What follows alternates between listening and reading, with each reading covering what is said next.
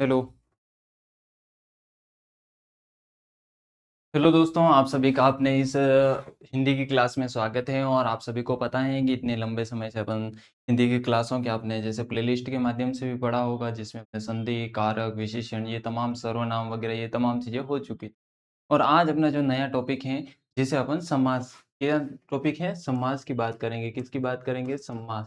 अब मैं जो बात समझाना चाहता हूँ कि समास क्या होता है, समास क्या नहीं होता है, इन सारी चीज़ों को देखेंगे। लेकिन समास पढ़ रहे हैं, इसका मतलब समास शब्द का अर्थ जानना सबसे इम्पोर्टेंट होता है। कि मैं बात करूँ कि समास, और इस समास का जो शाब्दिक अर्थ बनता है, यानी कहने का मतलब इसका जो मेन अर्थ बनता है, वह क्या बनता है, ये जब तक आप नहीं समझोगे उस टाइम कुछ समझ में नहीं आए। तो बात को प्रारंभ करते हैं और शुरू करते हैं कि समास, समास का मतलब होता है छोटा रूप। क्या होता है? संक्षिप्त करना। शाब्दिक अर्थ की मैं बात करूं, क्या बात करूं? शाब्दिक अर्थ। किसकी बात करूं? शाब्दिक अर्थ। यानी मैं शाब्दिक अर्थ की अगर मैं बात करूं आपके सामने, तो शाब्दिक अर्थ किसी भी लंबी बात को छोटे रूप में व्यक्त करना। किसी भी लंबी बात को छोटे रूप में व्यक्त करना। यानी जो बात आप समझना है कि वह ये है कि समास की जो मेन शब्द का अर्थ क्या बनेगा, तो किसी भी लंबी बात, यानी जो अपन जो बात लंबी कहकर न कहना, उसको संक्षिप्त में कहना, यानी छोटे रूपों में कहना। किस रूप में कहना? छोटे रूपों में कहना। उसे अपन क्या कहेंगे? समास। समास के कितने प्रकार होते हैं? तो समास के अपन जो प्रकार हैं, यानी भेद की मैं बात करूं, समास के अंदर भेद, और भेद से मैं आपको याद रखना है कितने भेद होंगे। इसमें स आ रहा है, इसका मतलब 6 प्रकार के भेद होंगे। कितने प्रकार के भेद होंगे? 6 प्रकार के भेद होंगे। ये जो छोटी-छोटी बातें हैं, ये 6 प्रकार के जो भेद हैं, इस 6 प्रकार के भेद में कौन-कौन से भेद आएंगे? अवयवी भाव समास। कौन सा? अवयवी भाव भाव समास हो गया। कौन सा समास? अवयवी भाव समास। और समास कितने प्रकार के? डायरेक्ट क्वेश्चन बोले, स मतलब 6 प्रकार के। कितने प्रकार के? कर्म धैर्य समास, कर्म धैर्य समास। 3 नंबर की बात करें तो दिंगु समास, दिंगु समास। दिंगु समास के बाद कौन सा आएगा? द्विंद समास, द्विंद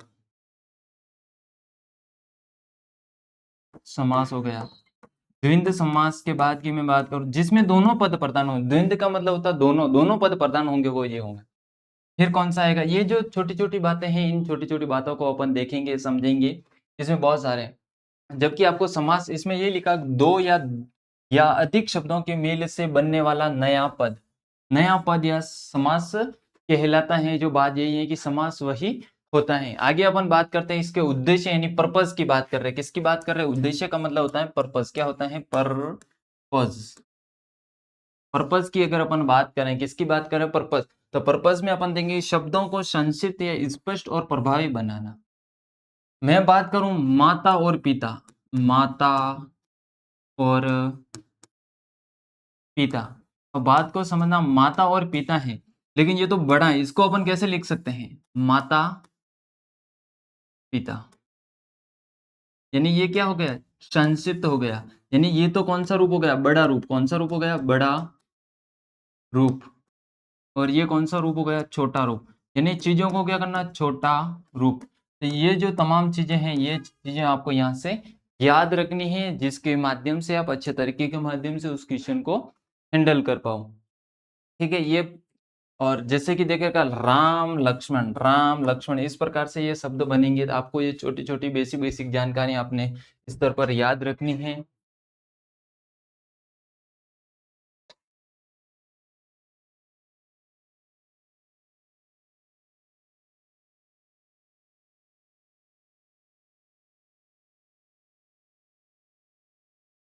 ठीक है? ये स्लाइड आपको अच्छे तरीके के माध्यम से समझ में आ चुकी होगी। अपन आगे आगे बात करते हैं और आगे समझते हैं क्या होता है।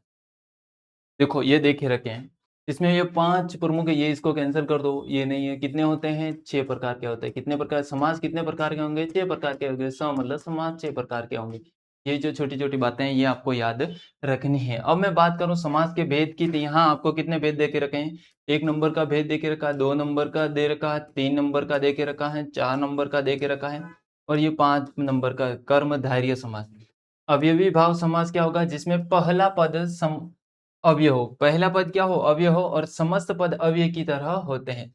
जैसे तीव्रगामी, तीव्र से गामी यानी तीव्रगामी की बात। अब तत्पुरुष की मैं बात करूं, पहला पद दूसरी पद का विवरण करता है। जो पहला पद होगा वो पहला पद दूसरे पद का क्या करेगा? विवरण करेगा। क्या करेगा? विवरण, उसके बारे में बताएगा। तो वो तत्पुरुष समास के अंतर्गत आएगा। जैसे राजपुत्र, राजा का पुत्र। राजपुत्र का मतलब क्या होता है?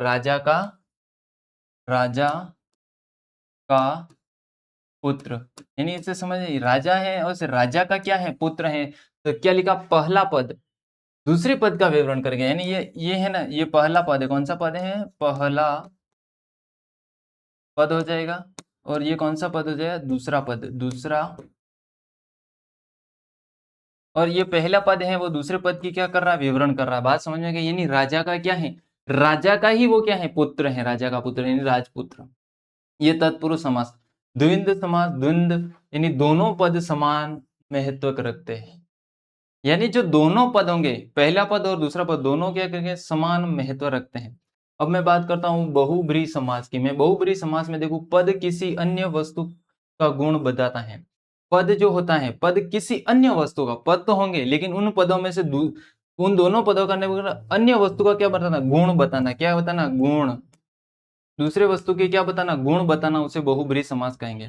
कर्मधारय समास की मैं बात करूं, इनके आगे आप क्या लिख सकते हो? यहाँ समास भी लिख सकते हो, समास।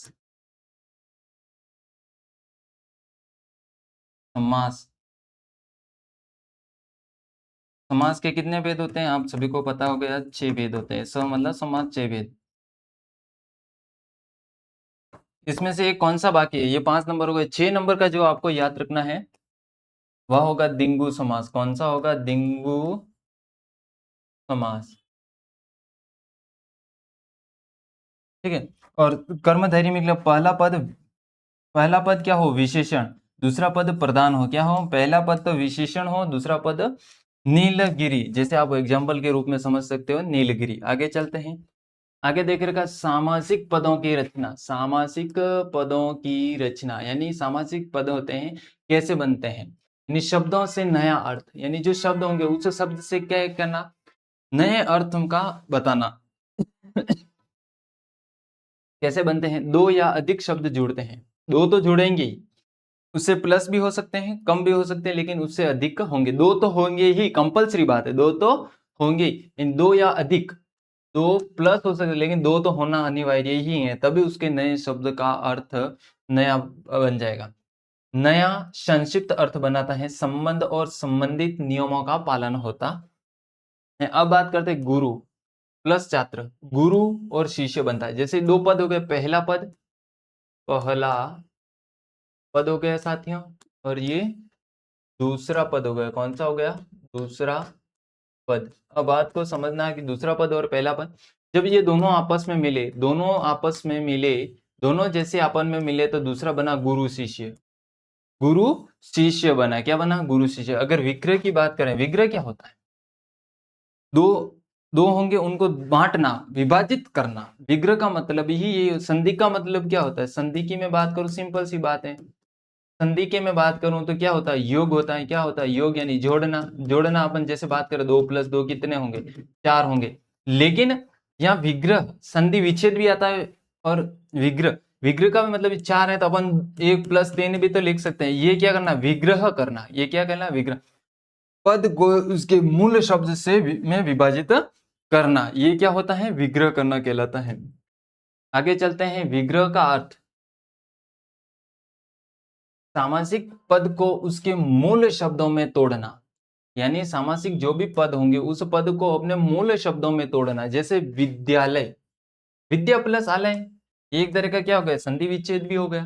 क्या हो गया? संधि विच्छेद हो गया। इसमें कौन सी संधि का यूज किया गया है ये आपको बताना है। कौन सी संधि यूज हुई है, इसका आंसर आपको क्या करना है, कमेंट बॉक्स के माध्यम से दर्शाना है। ठीक है, तो इसमें पद लिखो, मूल शब्दों में तोड़ना। किस शब्दों में तोड़ना, मूल शब्दों में तोड़ना। सामासिक पद है को, यानी ये कौन सा पद है, सामासिक पद है। कौन सा है, सामासिक पद। और इस पद को क्या करना, मूल शब्दों में तोड़ना, यानी विभाजित करना है। इससे पद का अर्थ स्पष्ट होता है। इससे क्या होता है, पद का अर्थ स्पष्ट होता है। जैसे विद्यालय, क्या होता है, ध्यान रखें, विग्रह करते समय संधि और लकार के नियम देखें। विग्रह करते समय संधि और लकार के नियम को देखना। किसके नियम, संधि और लकार के नियम को देखना ही है। आगे जैसे समास के उदाहरण और विग्रह, भेद, मूल, पद, ये तमाम चीजें यहाँ है। समास के क्या है, ये समास के भेद हैं, ये सामाजिक पद हैं, और ये विग्रह है। विग्रह का मतलब मैंने बताया था ना आपको, जैसे अभी की तोड़ा, जैसे मैंने कहा था कि 4 हैं, इसे 4 को मैं 1 प्लस 3, तो ये क्या का विग्रह हुआ नहीं, ये प्लस का निशान आया नहीं आया था। ये देखो यहाँ पर भी प्लस का निशान जैसे देखने को आपको मिल रहा है। तो जैसे कहूँ अवयवी भाव समास, जिसमें क्या लिखा था, पहला पद प्रधान हो। बात को समझना, ये अवयवी भाव है। और इसमें मैं बात करूं तो सामासिक पद क्या होगा, तीव्रगामी, और तीव्र प्लस गामी हो जाएगा। तो इसका क्या हो जाएगा, विग्रह क्या हो जाएगा, तीव्र प्लस गामी हो जाएगा। अब तत्पुरुष की मैं बात करूं तो राजपुत्र, यानी राजा का पुत्र हो जाएगा। क्या हो जाएगा, राजा का पुत्र। क्या हो जाएगा, राजा का पुत्र। और इस राजा के पुत्र की मतलब राजा प्लस पुत्र, राजा का पुत्र, यानी इस का को जगह अपन ने क्या कर दिया, प्लस कर दिया, और ये बाकी है जिस राजा, और राजा का राजा लिख दिया, प्लस पुत्र हो जाएगा। क्या हो जाएगा, तो ये का है ना, ये हो जाएगा। ठीक है, अब बात करते हैं द्वंद्व समास। द्वंद्व समास, माता पिता, यानी माता और पिता लिख सकते हैं, माता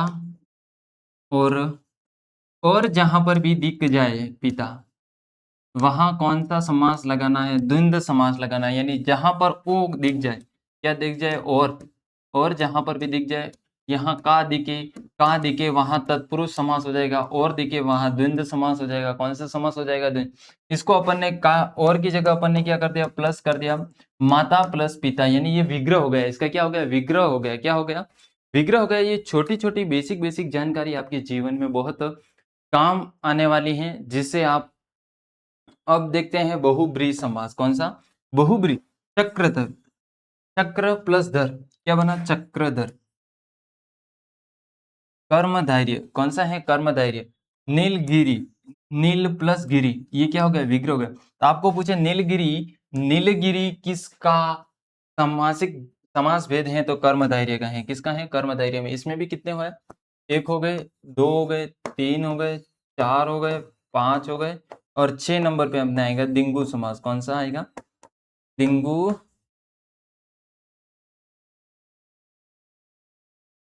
ठीक है, आगे चलते हैं। आगे आपको बात और अच्छे अच्छे तरीके के माध्यम से समझ में आएगी। अब ये समास क्या है, क्या है समास, क्या, व्हाट इज द समास, दो शब्दों का मेल। तो एक शब्द का विलोम, वाक्य का भाग, उपसर्ग जो जोड़ना, इसका आंसर क्या हो जाएगा, शब्दों का मेल। अव्ययी भाव समास कौन सा है, पहला पद अव्यय होता है। तो पहला पद अव्यय होता है, बिल्कुल। माता और पिता, माता और जहां लगेगा वहां कौन सा आ जाएगा, कौन सा आ जाएगा, अभी अपन ने देखा था जस्ट नाउ। माता और पिता जो बनता है, माता और पिता जो बनता है वह किसका बनता है, माता और पिता की मैं बात करूं द्वंद्व समास का बनता है। किसका बनता है, द्वंद्व समास का। तो अपना इसका आंसर क्या हो जाएगा, बी ऑप्शन इज करेक्ट, विद्यालय प्लस आलय। विद्या, इसका विग्रह पूछा है, क्या पूछा है, विग्रह यानी विच्छेद। क्या पूछा है, विच्छेद। और इस विच्छेद की मैं बात करूं, तोड़ना, क्या करना, तोड़ना।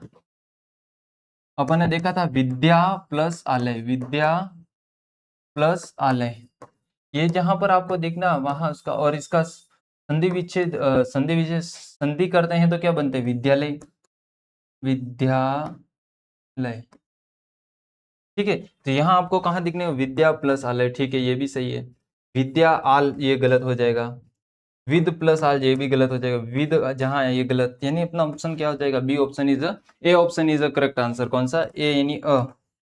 आगे चलते हैं, गुरु और में शिष्य में कौन सा है, गुरु और शिष्य में। अभी अपन ने देखा था गुरु और शिष्य का, ये भी और ये भी सही था और आपने देखा होगा गुरु शिष्य, कौन-सा? गुरु शिष्य।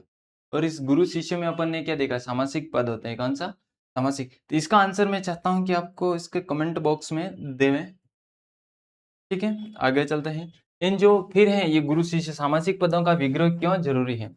अर्थ स्पष्ट करने के लिए विग्रह करना क्यों ज़रूरी है? इम्पोर्टेंट, इम्पोर्टेंट क्यों? अर्थ स्पष्ट करने के लिए, पद छोटा करने के लिए?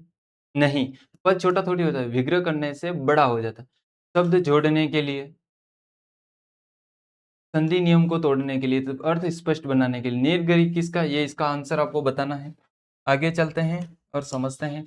इन सब के आंसर आपको क्या करना है? कमेंट बॉक्स में जो अपन ने पढ़ाए हैं उसी में से आए। तो आज की क्लास इसी को अपन यही समाप्त करते हैं। ये क्लास आपको बहुत अच्छी लगी होगी। धन्यवाद सो मच।